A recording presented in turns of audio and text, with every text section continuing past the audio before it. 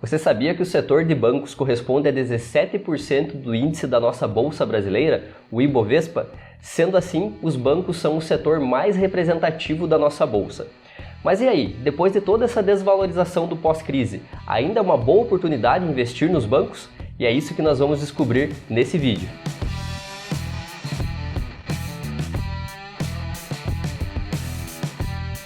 Fala pessoal, tudo bem com vocês? Sejam muito bem-vindos ao canal Você Investidor. E se você é novo por aqui, já não esquece de se inscrever no canal e claro, se você gosta do nosso conteúdo, já deixa o teu like também para ajudar aí no nosso crescimento. E o assunto de hoje, pessoal, ele é muito interessante e é muito legal porque todo mundo sabe que os bancos são ótimas empresas e que têm lucros gigantescos.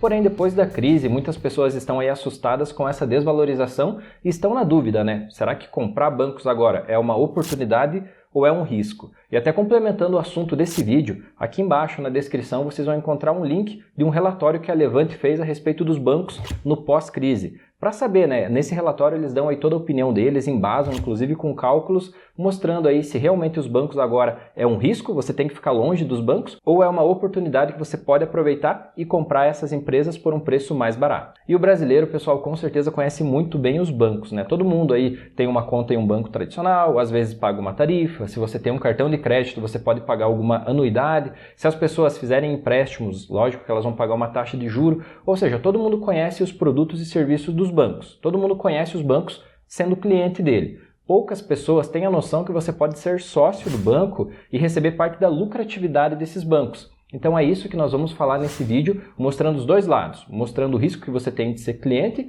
e a oportunidade que você tem sendo sócio do banco. E principalmente sabendo se esse momento em que os bancos estão tão desvalorizados, isso é um risco ou uma oportunidade. Mas o que mais está chamando a atenção desse setor é que ele é o que mais está demorando para retornar os patamares de preços que as ações possuíam antes da pandemia. E para entendermos se essa desvalorização faz sentido, nós trouxemos aqui alguns pontos bem relevantes que vão nos ajudar a entender o que está acontecendo. E o primeiro ponto que vamos citar aqui é o aumento da concorrência. E para facilitar, é claro que nós estamos falando dos bancos digitais, né? Que eles estão tomando grandes proporções, porque são contas totalmente digitais, sem tarifas, possuem cartões de crédito sem anuidade e também já possuem melhores taxas para financiamentos e investimentos. E para vocês verem na prática como isso está acontecendo, nós temos aqui um gráfico que mostra dois bancos digitais e também o nosso índice Bovespa e uma carteira teórica representando os 4 principais bancos tradicionais. Como eles se comportaram na crise desde o começo da pandemia e como eles estão se comportando nessa retomada. Então nesse gráfico podemos ver uma queda acentuada de todo o setor no início da pandemia, que foi logo ali em março.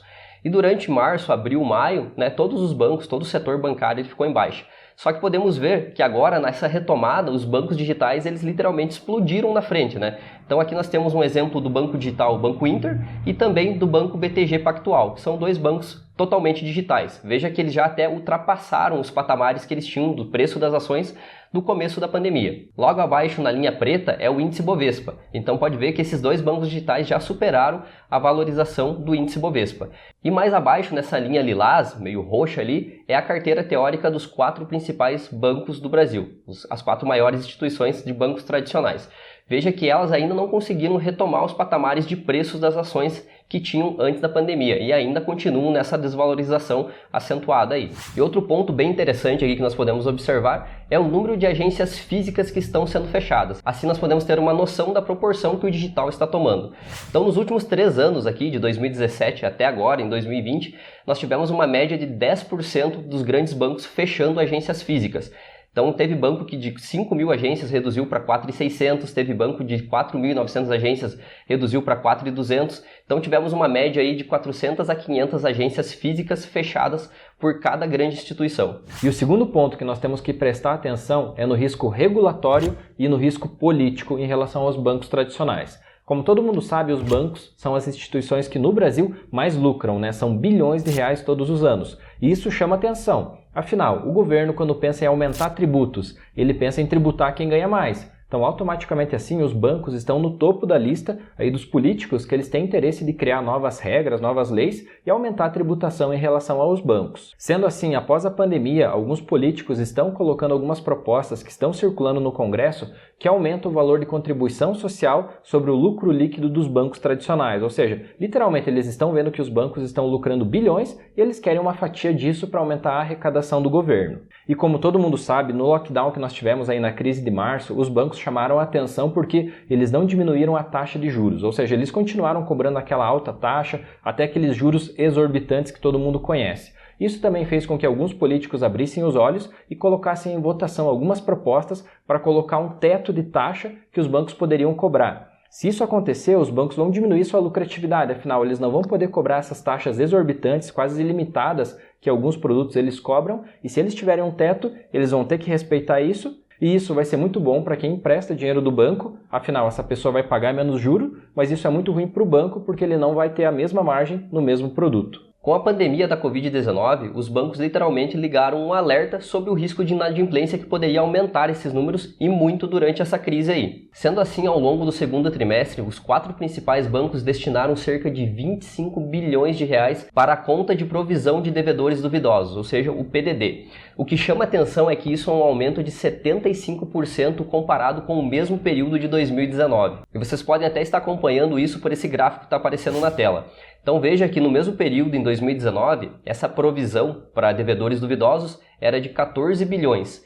E esse número aumentou agora, para 2020, para 25 bilhões. Mas vale lembrar, né, pessoal, que isso ainda não aconteceu. Mas os bancos eles são obrigados a provisionar esse risco de calote. E é claro, isso preocupa muito as instituições bancárias, né, porque as pessoas vão focar mais naquilo que é essencial, ou seja, na conta de luz, água e comida. E se falando em empresas, elas também vão focar mais, provavelmente, na compra de matéria-prima, em dar o giro, né, do que pagar dívidas. E mesmo, pessoal, que nós possamos levar em conta esses 3 pontos que nós colocamos aqui para vocês, nós temos que considerar que o mercado está sendo extremamente pessimista em relação ao mercado financeiro, especialmente nos bancos. Porque se nós observarmos, todos os setores já devolveram aquele valor, aquela depreciação que eles tiveram na crise. Só os bancos estão aí lateralizando de forma negativa se compararmos a março ali de 2020. Então, na nossa visão, isso é algo que nós temos que destacar e até algo que a Levante traz nesse relatório que está aqui embaixo para vocês. Realmente o mercado pode estar pesando de forma desproporcional o valor dos bancos. Então, nesse relatório aqui embaixo, se você tem interesse em algo mais técnico, que mostra até inclusive algumas indicações com preço teto de bancos, o link está aqui, lembra que é gratuito e que você pode fazer o download. Mas até se falando em algo que fique simples de entender aqui, é que na nossa visão, né, Cleiton, isso é uma oportunidade que está se abrindo, principalmente se você acredita nesse setor, ele já faz parte da sua carteira de investimentos, investir para o longo prazo faz muito sentido, pois ficar aqui com a gente, né? O brasileiro, ele não vai deixar de utilizar os bancos tradicionais, pois sempre vai ter alguém querendo fazer um empréstimo, um financiamento, utilizando um limite de conta, né, ou o rotativo do cartão de crédito, né? Exato, e sem contar que nós temos que considerar que os bancos, eles vêm tendo lucro há décadas, né, e lucros inclusive bilionários.